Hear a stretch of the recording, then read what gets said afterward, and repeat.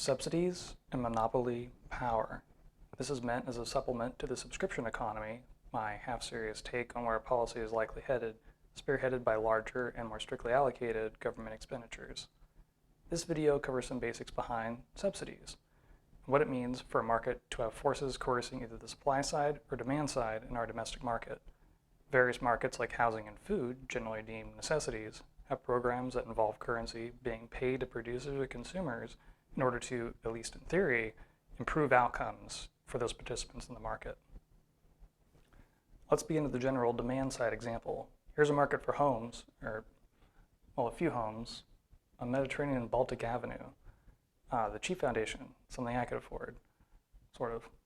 Some affordability is difficult. Uncle Sam, no, not that uncle, he actually has money. Yeah, that's closer. Has decided to subsidize home buying with direct cash injections. The effect of this is an increase in income for all buyers, or an increase in demand in a specific market. In these charts, we have both a single firm and the housing market it comprises represented.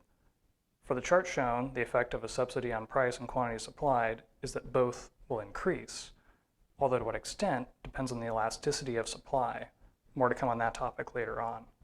A real-life example of this would be the GI Bills that were used to build suburban America in the 1950s. Now, a supply-side subsidy would work differently. Instead of cash to consumers, the cash is paid to producers, with the intent of reducing the cost for the producer to bring his good to market, leading to more output. For our Purple Foundation, in theory, that'd mean each home costs less to produce, and more could be provided for the same price, leading to an increase in supply. This example is a simplified dynamic, and I'm also going to gloss over the salient fact these subsidies also have to be paid for by taking value from some other part of the economy, which I'm sure Sam has thought extensively about. Right, Sam? Of course. Now, the housing market is broad and has many varying characteristics nationwide, but competition is generally monopolistic, although in some areas you'd never know it, with the price inflation being experienced. In monopolistic competition, new suppliers and buyers can enter and exit relatively freely. Products are differentiated, there are numerous buyers and sellers, and all have access to information on market conditions. This competition means that in the long run, prices should reach an equilibrium where the economic profits experienced by sellers are reduced due to new market entrants, leading to more elastic supply, which goes something like this.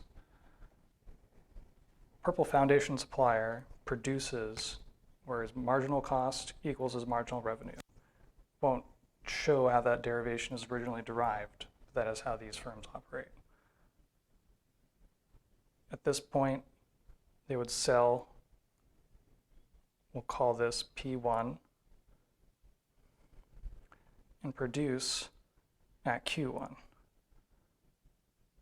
leading to profits above their average total cost.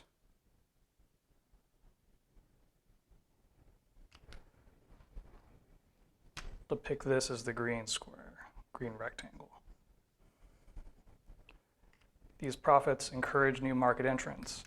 When the new market entrants come in, the demand curve for this firm will shift down as now there are fewer buyers there for their product. This reduces economic profit over time and makes the market more competitive overall. These new entrants then lead to more elastic supply in the entire marketplace. In other words, changes in price now result in greater changes in supply. But what about a market that's even more restrictive, with more barriers to entry? Next, let's look at a firm with even more monopoly power. For another nationwide market, let's look at the market for higher education. Everyone's favorite subsidy program, student loans, raise demand by giving consumers more capital. But supply in this market is different. Colleges have a rather fixed number of locations, and due to accreditation standards, geographic proximity, carrying capacity, out-of-state cost differentials, the market for at least institutional higher education is rather restrictive. Same as the housing market, we'll depict this market at both the firm and broader market level by recycling our chart depicting monopolistic competition.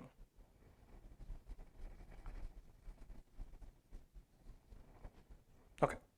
On a firm-by-firm basis, colleges have mostly fixed class sizes and resource use, such as buildings, land, and capital. Professors can teach an increasing number of students up to a point, but once that level of capacity is hit, massive structural changes would have to be made to the school's composition before it can accommodate more demand. New market entrants are also much more rare. A new school rarely springs up overnight. Both in the short and long run, supply is relatively fixed and can only be increased in stages as construction and staffing alterations are implemented. While colleges do compete with each other and online education is growing, supply of education is much more inelastic, a description of which goes something like this.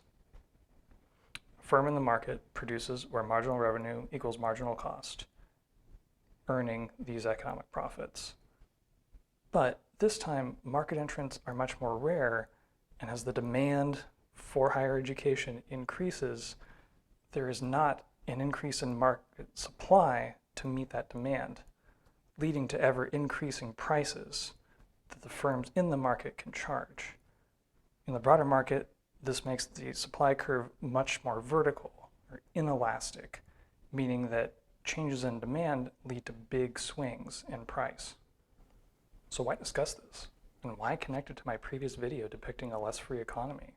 Because a virulent problem has developed in these markets and several others within the economy. I imagine some would disagree with my earlier assessment that the housing market was generally monopolistic competition. What with the litany of articles arising that illustrate BlackRock, Koch brothers, and others increasingly large incursions into the real estate market, and the Federal Reserve's continuous commitment to low interest rates. So at this point, I would agree, supply in the housing market is becoming less and less competitive. This situation is then compounded by the extensive measures being taken to increase demand, be it stimulus, expanded credit limits, lowered interest mortgage rates, or other deferred expenses. But in markets that are shifting away from competition and more toward centralization, or more accurately an oligopolies style structure with a few major sellers, consumers will find that the main effect of these stimulative measures, should they continue, are massive price increases. When competitors dry up and the remaining sellers see an increase in buyers, an effective increase in demand, this allows these sellers to charge even higher prices. When extrapolated to the entire market, you'll see the same results due to the incredibly inelastic supply. Increases in demand hardly increase quantity, but price increases drastically. In short, some market structures in the economy are unsustainable. They have increasingly inelastic supply, and all stimulative efforts are being directed toward increasing demand, essentially subsidizing the major suppliers able to stay in the market. It's an abuse of whatever credit and spending power consumers are still able to muster. But as I described, in the subscription economy, the Fed wants their inflation, and they're going to fight hard for it.